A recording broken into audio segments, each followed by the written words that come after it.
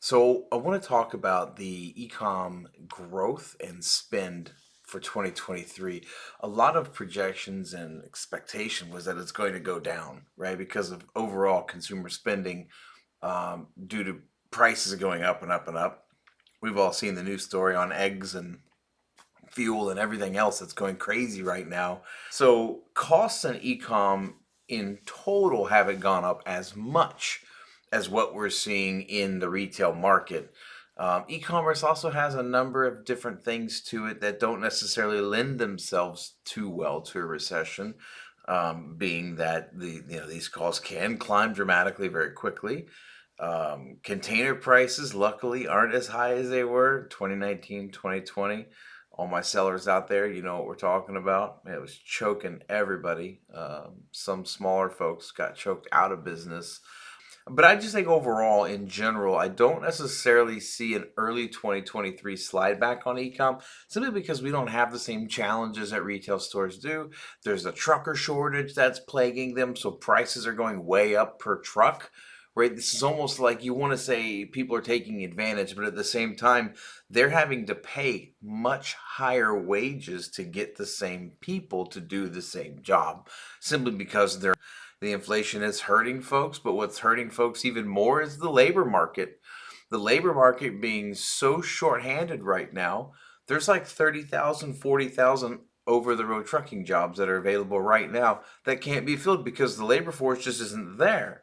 So the people who are on the road right now are commanding a higher salary. Companies are doing much bigger sign-on bonuses, driving up what we know is fuel surcharge, when really it's just trying to cover off and for companies to be competitive to get good folks. So it's really difficult right now for the market as a whole because of labor. We fix this labor market. I don't foresee these prices coming down as much. That's going to get to a point where that bubble's going to burst and people just aren't going to be buying things like eggs. We've seen that all over the news here locally in Louisville. So it's, if people aren't buying eggs, the egg company's going to have to lower prices because they got to get rid of their eggs.